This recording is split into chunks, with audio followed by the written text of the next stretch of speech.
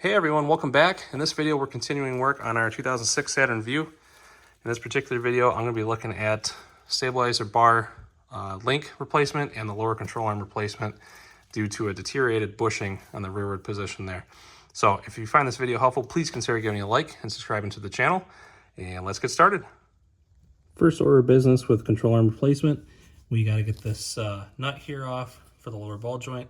There is a cotter pin. You see it's a castle nut. It's got those little ridges in the corners sticking up with the little, notches cut into the side.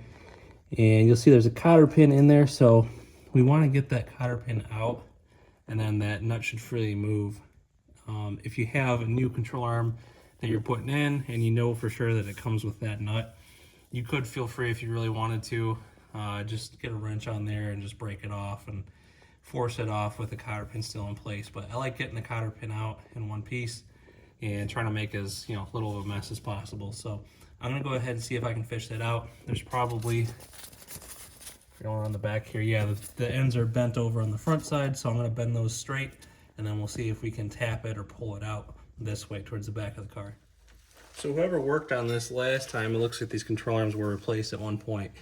Didn't leave those cotter pins in a very accessible location, so I said, screw it, we're just gonna go ahead and wrench them off. So we'll get our, this is an 18 millimeter nut, by the way.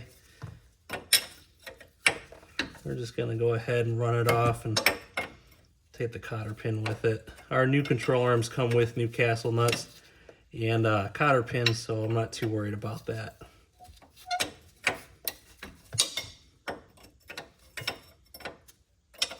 And normally I don't like using the open-ended end of the wrench because you run the risk of it rounding out the nut and slipping. But in this case, the nut wasn't under too much pressure, and we were able to get in there and break it free without too much effort. Plus the cotter pin was kind of preventing me from getting the closed end on the nut there.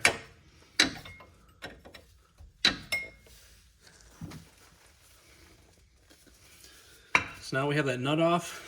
I need to separate the ball joint from the knuckle, so I'm going to try whacking the control arm there with a hammer. Actually, I'm going to hit the knuckle to kind of free up the bond that the ball joint spindle has inside the knuckle there. So we'll see if we can break that free. I might have to push down on the control arm with a pry bar just to get some downward pressure on it. And if that doesn't work, worst case scenario, I have a pickle fork that I can stuff in there while I'm hitting it, just to kind of provide some pressure to push everything apart.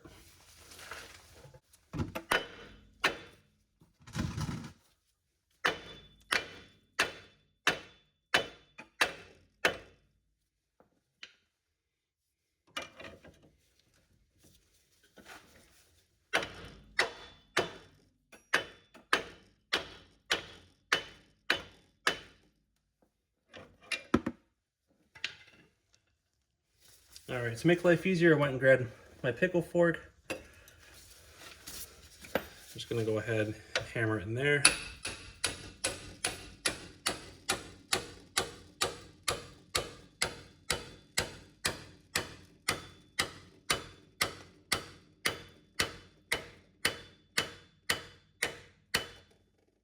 in there pretty good.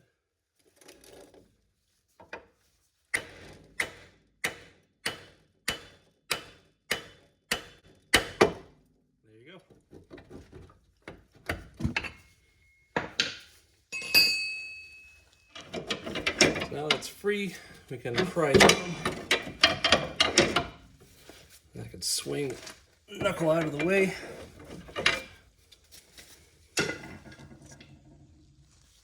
All right, next order of business is to get the 21 millimeter nut at the front here. So I'm gonna go ahead and zip that off. I do have to use a swivel socket just because of the angle with the subframe there.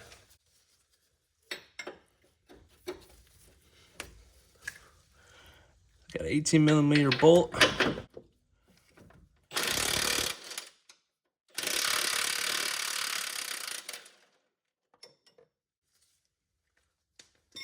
Now the nut's off. Should be able to slide the bolt through the back side.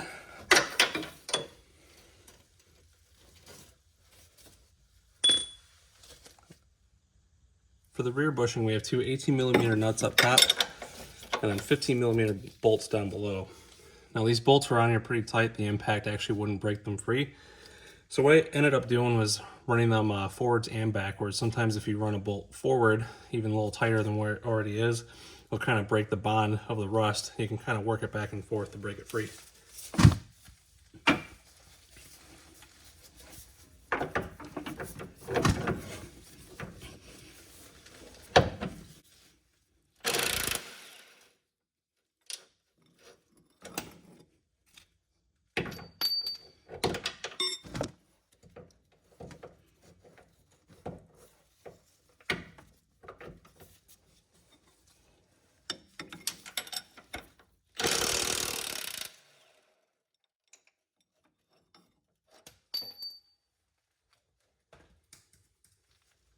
And with all the hardware out of place, we can now work the control arm out.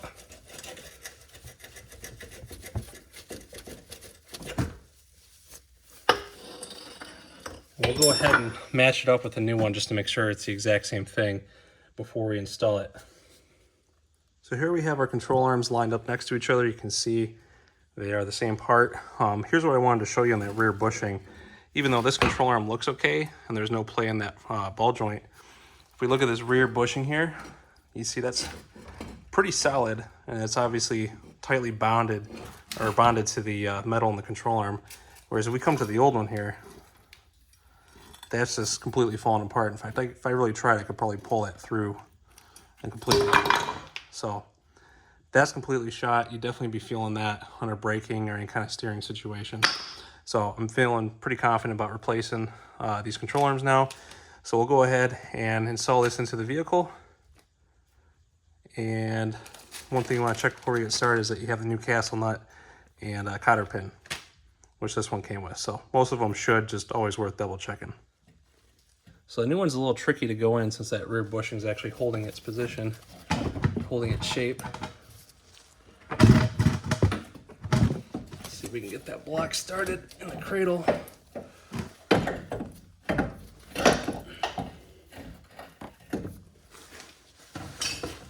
So if your old control arms were as badly worn as mine, you're gonna probably fight getting the new ones in because there's actually so much tension on that rear bushing.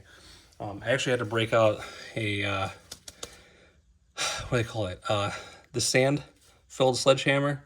Something with a soft face on it so we don't want to mar or damage the new control arm. And basically just kind of beat it into place until you get those holes lined up. Now the holes are started, but they're still not perfect. So what I'm going to do is I have a little punch here with an angle on it just to get these bolts started because I can't even get them in all the way. I'm going to go ahead and run this first bolt in. I'm going to feed my punch in on the other one, get some leverage.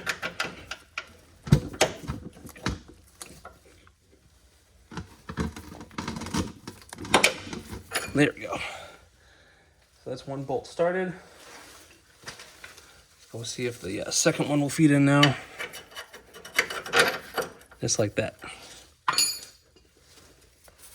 So we'll feed our two nuts so they don't go anywhere.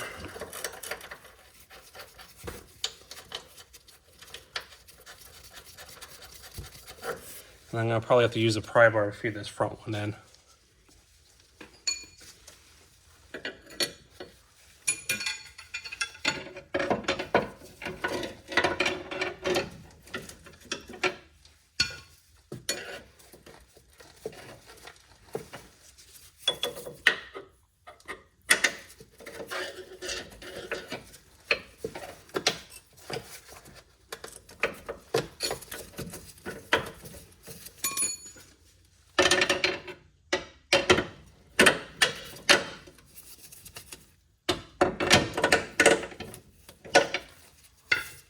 Right, the persuasion, that one's in.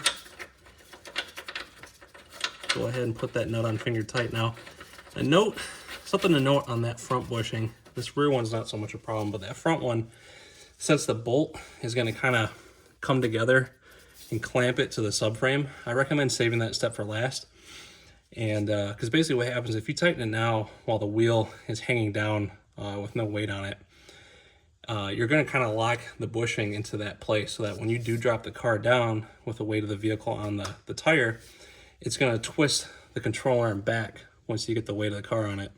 And it's basically going to kind of like Indian burn, I guess you could say, the bushing. So what I like to do is either wait till the car's on the ground or take a floor jack and you can jack up the wheel, hit the bottom of the control arm here and jack it up ever so slightly to get it to kind of like where it would be at ride height. And then you can go ahead and tighten it and it will prolong the life of the bushing.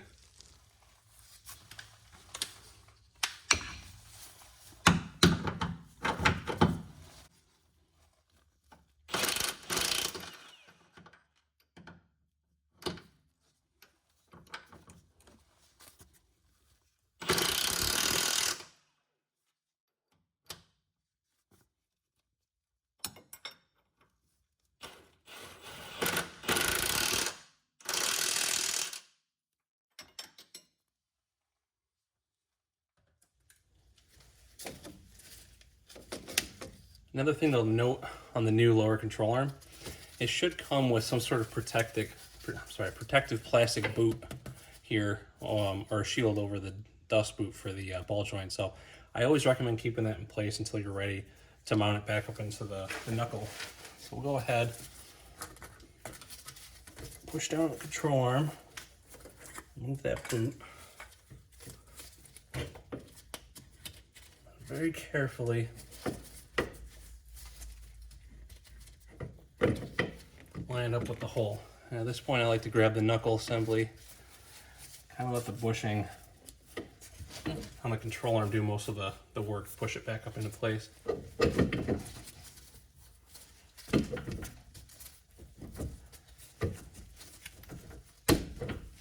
There you have it.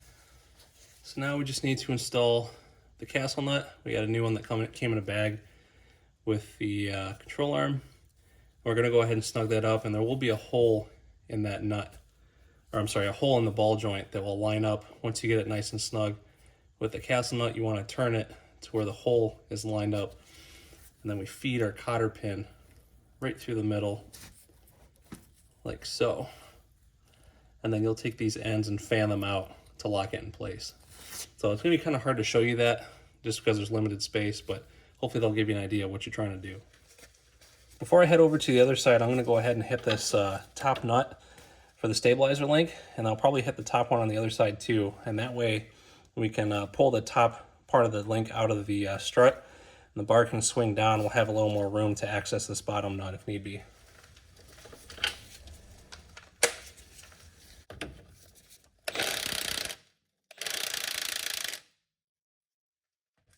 It's not uncommon for the joint to spin when you're trying to take the nut off, so you can feel sometimes they have flats on the back side you can grab with a wrench. I'm not really feeling it on this one, so I'm going to go ahead and grab a big pair of vice grips and try to grip it as tight as I can.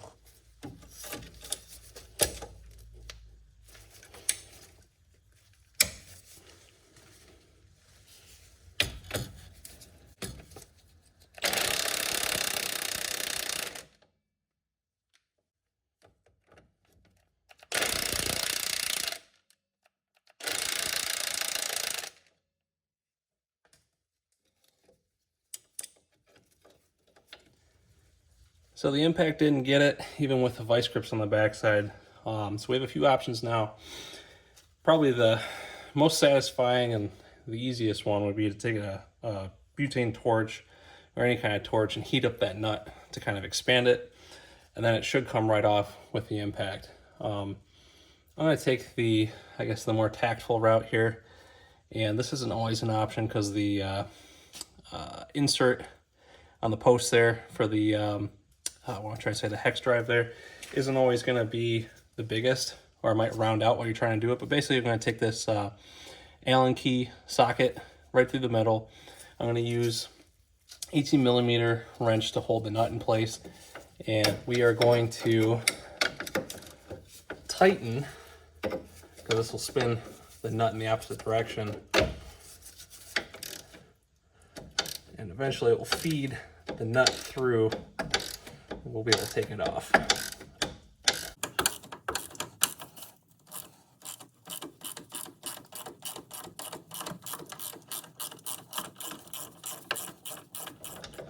see if I can get my Allen socket back now.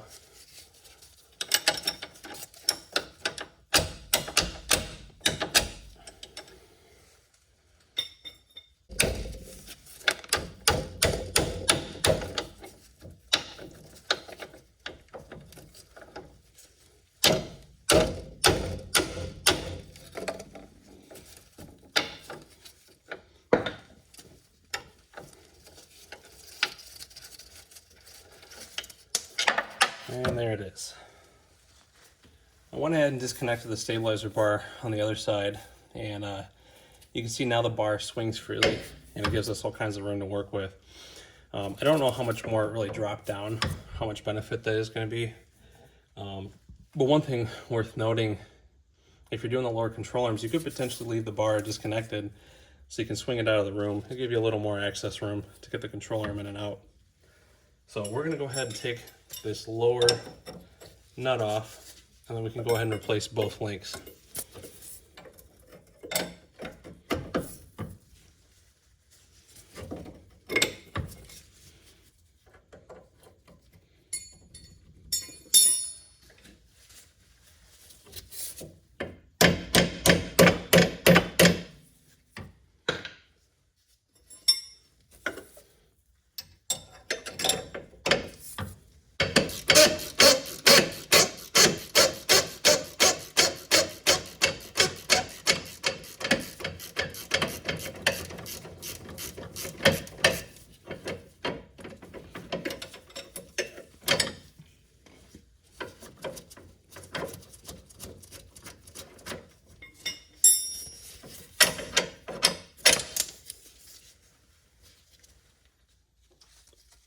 Something worth noting on our new stabilizer links, you can see they came with grease fittings, which the factory ones do not.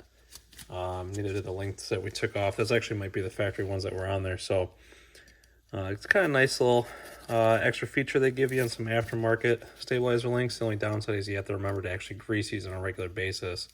And I feel like a lot of oil change places, they either skip over these or they pump them full of grease to the point where they start oozing out of the boot. But you basically just want to thread your fittings in by hand, and I like to take a socket and just snug them up. You don't really have to tighten them too much, but just to get them nice and snug. And I might give I do have a grease gun here. I might give a couple quick squeezes of grease in there once they're on the car. Or you could even do it off the car, honestly, but just to make sure they're topped off and good to go. Another nice feature about these new stabilizer links is you can see they have a flat here on the stud part of it. So you can actually get an open end wrench on there and hold it while you're zipping down the nut with an impact. So you saw how we were struggling with the joint spinning and taking it off. That won't be a problem going back on.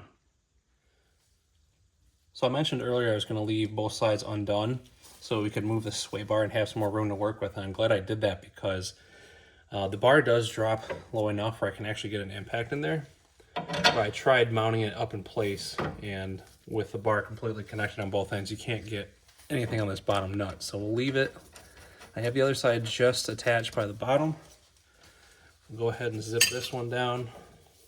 And we'll grab the top one.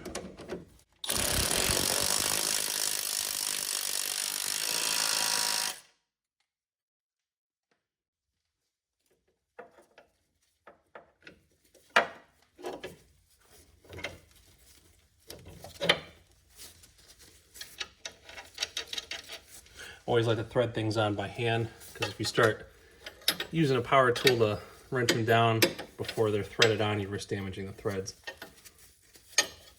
Let's see if I can find the flats on this one.